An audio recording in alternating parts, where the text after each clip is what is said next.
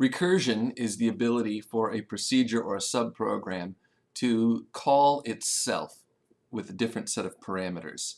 As you can imagine, there's a risk that a procedure would call itself with a smaller set of parameters, and that might just go on forever. So you need some sort of a base case to stop yourself from repeating. The base case is a case where you have an answer that does not involve calling this procedure with a smaller or a different version of the input. The general case, though, is where a procedure uses itself to solve a smaller version of the original problem that that procedure was designed to solve. So let's look at an example of recursion, the factorial function. You should be familiar with factorial from high school mathematics. The idea is the factorial is the product of the first n numbers, and by definition the factorial of 0 is 1. So the factorial of 1 is then 1 times 0 factorial, or 1.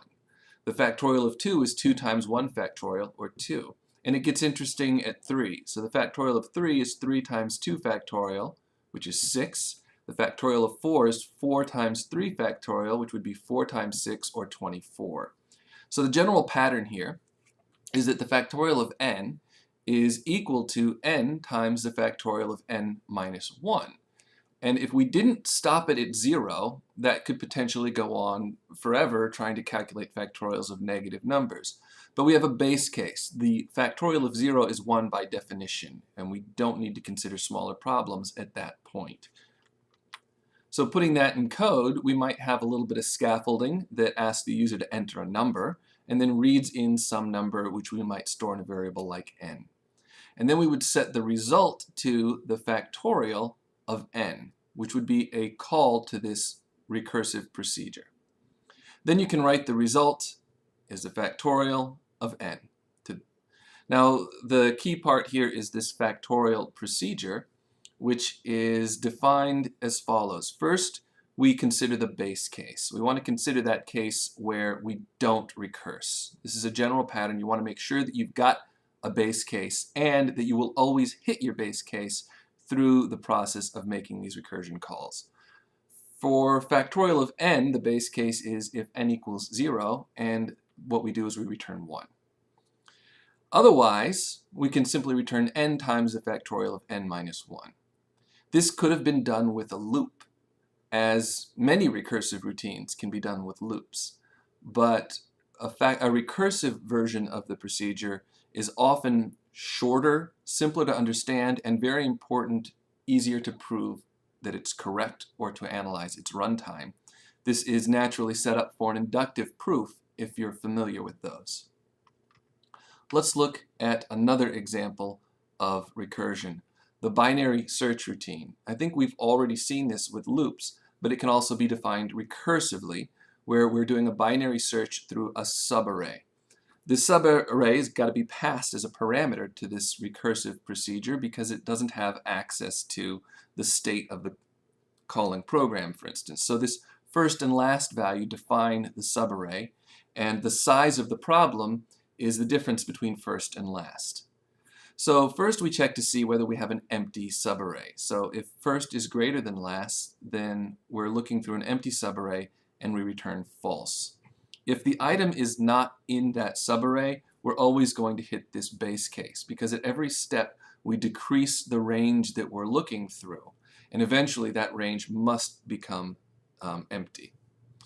So the other branch is now looking like the general case. Here we set the middle to first plus last over 2, and we actually have another non-recursive case, which is when the item that we're looking for is in the middle of that range.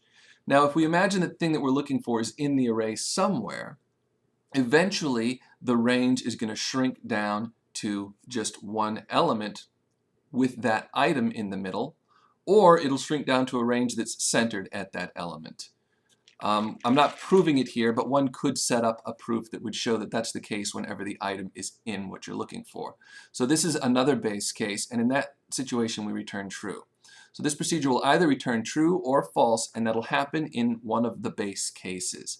The general case simply determines which half of the array I need to search through. And since we already have a routine that searches through a subarray, we invoke it to search through a smaller subarray, one that goes from first to middle minus 1, or one that goes from middle plus 1 to last. And each one of these is a smaller subproblem, approximately half the size of the original one. Another recursive routine is the quicksort algorithm, and this is a category of sorting algorithms that operate by recursion rather than the iterative ones we've covered so far. I'll talk about quicksort a bit in a different video, but the key idea here is it splits the data approximately but not exactly in half every time, at least in the best case. You'll see that quicksort also splits it approximately in half in the average case, but the worst case for quicksort, it doesn't. It's as bad as selection sort. But the key idea here is that if I split the array in half with quicksort, and if quicksort can sort a list of numbers, then once I've split it in half, I can just sort the first half and the second half. And eventually, I'm sorting a single number or just a pair of numbers. So that's easy to do. And you can simply combine those. You don't even need to combine them because quicksort operates in place. Now, if you can split things in half every time, the total amount of work you have to do in quicksort is you have to do about n work to split it into two parts. And then you have to do n over 2 plus n over 2 work at the next level of recursion. And you have to do 4 times n over 4 at the next level of recursion. So every level of this tree, where each level of the tree corresponds to how deep you are in these recursive calls, is order n work. And the height of the tree is the number of times you can divide the array in half, or the log of n. And we have a category of sorting algorithms which are called logarithmic, even though their running time is n times the log of n. And that's as efficient as you can get with sorting algorithms.